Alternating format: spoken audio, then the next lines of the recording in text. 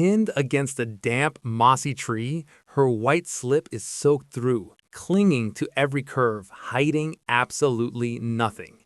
Her breath is ragged, sweat beads on her collarbone, and her eyes flash with that terrifying spark where animalistic fear is indistinguishable from ecstasy. We see a rough hand grip the thin fabric, tearing away her last shred of protection. This isn't the beginning of an adult film. This is what survival in the 1970s woods actually looked like. Tubi has just unlocked an archive that for decades was considered too filthy for the mainstream. 12 rare masterpieces where flesh, blood, and primal instincts are fused into one unbearable attraction. I've unearthed these gems so you can see the true face of the wilderness before they disappear again. Number 10. The Last House on the Left, 1972. You know, when you watch Wes Craven's debut, there's this unsettling feeling, like you're spying on something that was never supposed to be caught on film. It's a far cry from the polished, glossy Hollywood imagery we're used to today. Everything feels sticky, dusty, and frighteningly real. Think about that scene in the woods.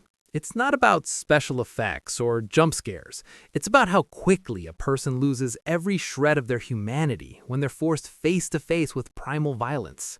The camera here is almost intrusive. It lingers on trembling hands, on fingers clawing at the dry earth, and on the way thin fabric tears, leaving the characters completely defenseless against the forest and the predator stalking them. It's a physiological nightmare. You can practically smell the sweat, the cheap alcohol, and the rotting leaves through the screen. Craven doesn't let you just sit back and be a spectator. He forces you to stand there in the brush and watch as innocence is literally dragged through the mud. Tubi brought this back from the archives, and honestly, it still hits harder than any modern horror flick. It's not just a survival movie, it's a record of the exact moment civilization finally cracks. Number 9. Rituals, 1977. If you think Deliverance is the ultimate survival story, then Rituals is going to be a descent into a very specific kind of hell for you. It follows a group of doctors who head into the mountains for a break, but the wilderness has other plans. What makes this film stand out is its incredible sense of physicality.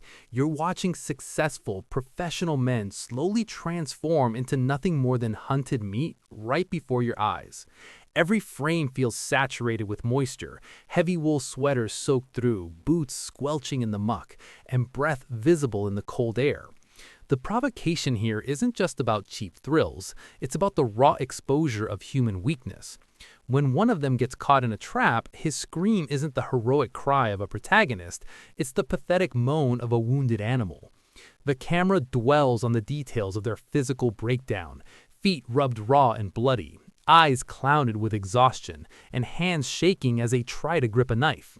It's a film about how easily the mask of society can be stripped away. Tubi is giving us a rare look at an unrated version where every impact feels physical. The nature here is a silent sadist, just watching as civilized people start tearing at each other's throats for a single breath of air. Number 8. Long Weekend, 1978. You know, most survival films give you a human villain, a maniac with a knife or a cult in the woods. But Long Weekend is different. It's more insidious.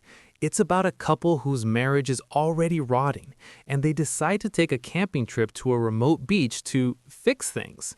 But the wilderness here isn't just a setting. It's a living, breathing entity that's lost its patience. The provocation in this film is so subtle yet so physical. You see the sweat on their skin, the sand getting into places it shouldn't, and the relentless, oppressive heat of the Australian sun. It's an incredibly tactile experience. You can almost feel the dry brush scratching against bare legs and the salt stinging their eyes. As they disrespect the land, chopping down trees for no reason, shooting at birds, the environment starts to push back. The camera lingers on the girl's vulnerability, her thin summer clothes becoming damp with sea spray, and fear as she realizes they aren't alone. There's a scene with a dead dugong that's it's repulsive and mesmerizing at the same time. It's about the sheer filth of nature when it decides to reclaim itself. The AI voice needs to slow down here because the horror is in the atmosphere. It's in the sound of the wind that starts to sound like a scream, and the way the trees seem to lean in a little closer every time they turn their backs. Tubi giving us the unrated version means we see every grit of sand and every drop of blood as their relationship and their sanity comes apart under the weight of a world that simply wants them gone. It's a slow burn masterpiece that proves nature doesn't need a face to be terrifying. It just needs to be fed up with us. Number 7. I Spit on Your Grave, 1978. Original title, Day of the Woman. This is probably one of the most controversial films ever put to celluloid, and for a reason. It's raw, it's ugly, and it refuses to look away. When we talk about human storytelling, this is the extreme end of the spectrum. It follows a writer who rents a cabin in the woods to work on her novel, only to be subjected to a brutal, prolonged assault by a group of locals. The first half of this movie is almost unbearable because of its realism. There's no cinematic music to soften the blow. It's just the sound of tearing fabric, the heavy breathing of the attackers, and the desperate guttural cries of a woman who has been stripped of everything but her will to live. The camera remains cold and detached, which makes the violence feel sickeningly intimate. We see her broken, covered in mud and blood, her clothes reduced to rags that barely hang off her body. But then the shift happens. The survival isn't just about staying alive. It's about the cold, calculated reclamation of her power. The second half is a visceral, blood-soaked descent into vengeance that is as disturbing as it is cathartic. Every act of retribution is filmed with a gritty 16mm grain that makes it feel like a snuff film found in a basement. You see the terror in the men's eyes as they realize the prey has become the hunter. It's a film that explores the absolute darkest corners of the human soul and the lengths one will go to when pushed beyond the breaking point. Having this on Tubi is a bold move. It's a film that challenges the viewer to stay in the room, to witness the filth, the pain, and the ultimate brutal triumph of a woman who refused to stay a victim. It's not just a movie, it's a physical endurance test for the audience. Number 6. Wake in Fright, 1971. There are survival movies where you fight a killer, and then there are movies like Wake in Fright, one of the most physically uncomfortable things you'll ever watch. It follows a refined school teacher who gets stuck in a tiny mining town called the Yaba, and within 48 hours, he's spiraling into a booze-fueled primal madness. The provocation here isn't a jump scare. It's the sheer, relentless masculinity and the filth of a town that lives on beer and blood. You can almost feel the grit of the red dust in your teeth and the stinging heat of the sun on a hangover. The camera stays uncomfortably close to the characters' faces, slick with sweat, red from the heat, and wild-eyed from exhaustion. There's a famous kangaroo hunting scene that is so raw, so real, it was nearly banned. It's not movie violence, it's a documentary-style descent into animalistic cruelty that strips the protagonist of his dignity.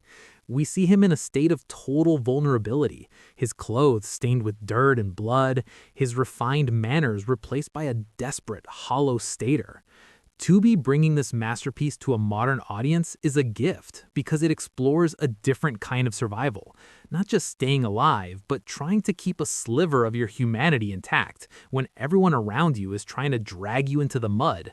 It's a sensory assault that leaves you feeling like you need a shower just to wash off the vicarious grime of the outback. By the time the credits roll, you realize that the real wilderness wasn't the desert. It was the darkness waiting inside the man all along.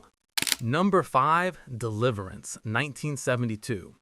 This is The Blueprint, the film that made everyone terrified of the sound of a banjo in the distance. It's the story of 4 city men who think they can conquer a river before it's dammed up, but the river and the people who live along it have other plans.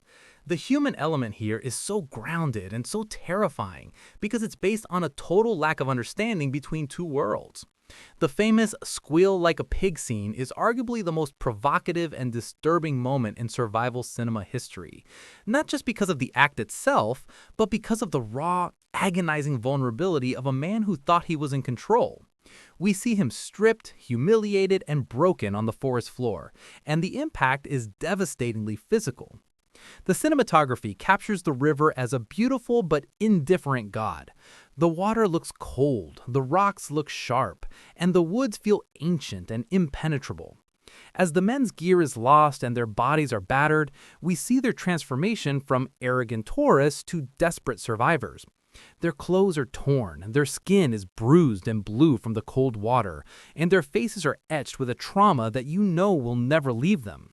There's a scene where one of them has to climb a rock face with a broken leg, and the way the camera focuses on the strain in his muscles and the sheer agony in his eyes makes your own body ache. It's a film that demands everything from its actors and its audience. Tubi's unrated version allows the silence of the woods to speak just as loudly as the screams. It's a reminder that nature doesn't care about your status or your plans. Once you cross into its territory, you're nothing but a body trying to keep its heart beating for one more minute. Number 4. Hunter's Blood, 1986. This is a gritty, hidden gem that feels like Deliverance's meaner, more cynical younger brother. It follows a group of city guys who head out to the deep woods of Arkansas for a hunting trip, only to realize that they aren't the ones doing the hunting.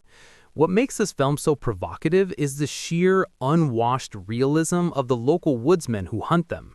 These aren't your typical movie villains. They feel like people who haven't seen a bathtub in a decade, and the camera lingers on the filth under their fingernails and the yellow of their teeth. The human element here is pure, unadulterated territorial aggression. You can almost smell the rot in the air, the scent of stagnant swamp water, and the metallic tang of blood on the forest floor. The sensory details are what really drive the horror home. We see the protagonists, men who thought they were tough hunters, stripped of their gear and their dignity. Their expensive outdoor clothing is ripped to shreds, soaked in sweat and swamp muck, clinging to bodies that are trembling with a very real, very physical terror. There's a scene involving a makeshift trap that is so visceral, you'll find yourself recoiling from the screen. It's not just about the pain, it's about the raw vulnerability of a human body being treated like a piece of game.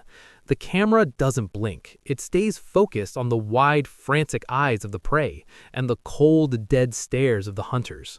Tubi's unrated version highlights every jagged edge and every splash of crimson against the dark green of the pines. It's a grueling exercise in tension that asks a very simple, very terrifying question. What do you become when you're no longer at the top of the food chain? It's a masterclass in low-budget, high-impact survival that leaves you feeling bruised and breathless by the time the final shot fades to black. Number 3. Southern Comfort, 1981. Walter Hill. Walter Hill is a master of masculine cinema, and Southern Comfort is his most atmospheric, claustrophobic nightmare. A squad of National Guardsmen on a weekend exercise in the Louisiana bayou makes the fatal mistake of borrowing some canoes from the local Cajuns. What follows is a slow-motion descent into a watery green hell. The provocation here is almost entirely atmospheric. The bayou is a character in itself, a labyrinth of gray moss, black water, and cypress trees that seem to close in on the characters with every step. The human element is a clash of cultures where nobody speaks the same language, and the resulting violence is sudden, silent, and terrifyingly efficient. The physical toll on the characters is documented with agonizing detail. We see these soldiers in their crisp uniforms slowly being consumed by the swamp. Their boots are perpetually waterlogged, their skin is covered in mosquito bites and mud, and their faces are etched with a growing paranoid exhaustion. The camera captures the dampness that seems to seep into their very bones. There's an incredible scene at a Cajun festival toward the end that is one of the most tense sequences in cinema history. The juxtaposition of the upbeat, rhythmic music with the silent, deadly stalkers in the crowd creates a psychological friction that is almost unbearable. You see the sweat pouring off the protagonists as they try to blend in, their ragged, mud-stained clothes a dead giveaway that they don't belong in this world. It's a film about being an outsider in a place that has its own ancient, brutal rules. Tubi allowing us to see this in high definition brings out the deep, murky greens and the stark, terrifying whites of the characters' eyes as they realize the swamp isn't going to let them go. It's a haunting, visceral experience that proves the most dangerous thing in the woods isn't a monster. It's the person who knows the terrain better than you do. Number 2. Straw Dogs, 1971, Dustin Hoffman. This is the film that redefined the home invasion survival genre by stripping away every layer of intellectual pretense until only the raw, lizard brain instinct remains. Dustin Hoffman plays an academic, a pacifist mathematician, who moves to a remote village in the English countryside with his wife, only to be systematically provoked and humiliated by the local workmen. The provocation here is a slow, agonizing burn. It's not just physical, it's a psychological siege that builds until the air in the room feels too heavy to breathe. We see the husband's vulnerability, his desperate attempt to maintain his civilized mask, while the men outside are literally and figuratively prying the doors of his life open. The camera lingers on the sensory details of the escalating tension, the sweat on a forehead, the sound of a shattering window, the way the wife's clothes are torn in a scene of sexual violence that is still one of the most debated and disturbing in cinema history. The survival here isn't about the woods, it's about the four walls of a house that becomes a cage. When Hoffman's character finally snaps, it's a terrifyingly human transformation.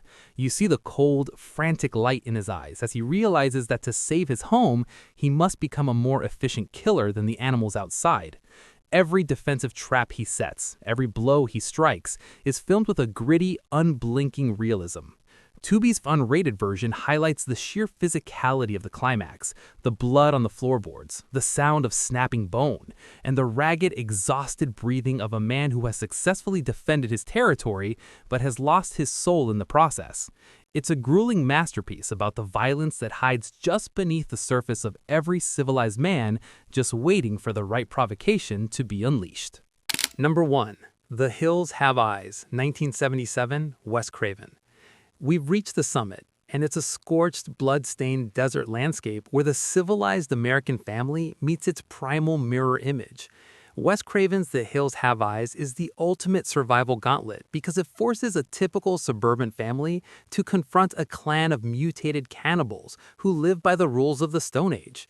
The provocation here is absolute and visceral. It begins with the sensory assault of the desert, the blinding, white-hot sun, the endless grit of the sand, and the silence that is suddenly shattered by a baby's cry or a scream of agony. This isn't just a movie about monsters. It's about the horrifying realization that when you're hungry and desperate enough, any human being is just meat. The human element is explored through the lens of total degradation. We see the family's clothes become rags, their skin blistered by the sun and caked with dried blood and dust. The camera captures the raw, shaking vulnerability of the survivors as they watch their loved ones being dragged away like livestock. There is a scene involving the family's pet dogs that is a masterclass in psychological dread, blurring the line between the domesticated and the wild. The survival here is a transformation.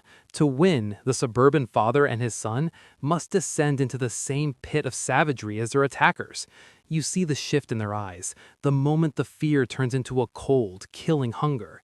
The final confrontation is a mess of sweat, dirt, and jagged metal, filmed with a raw 16mm grain that makes it feel like you're watching a nightmare that actually happened. Tubi's unrated version doesn't shy away from the most graphic moments of the slaughter, making it a physical endurance test that leaves the viewer feeling as hollowed out and traumatized as the survivors themselves. It is the definitive survival film because it proves that at the end of the world, there are no heroes, only those who are willing to be more brutal than the wilderness itself. The sun is setting on these scorched landscapes and blood-stained woods, but the shadows they cast are long. These films aren't just artifacts of a more permissive era, they're mirrors. They ask us what we would truly become if the lights went out, if the car broke down, and if the person standing across from us stopped being a neighbor and started being a threat. Tubi is a strange place. It's a digital graveyard where some of the most visceral, provocative, and filthy masterpieces of the 70s have found a second life. But archives like this are never permanent. Today they are unlocked, but tomorrow the censors or the licensing deals might pull them back into the dark. If you felt that spark of primal recognition while watching these clips, don't wait. Go find these gems. Experience the raw textures of a cinema that wasn't afraid to get its hands dirty. If you want more deep dives into the forbidden corners of film history, you know what to do. Hit the buttons, join the circle, and stay gritty. Until the next time we peel back the skin of the mainstream, stay safe in the wild.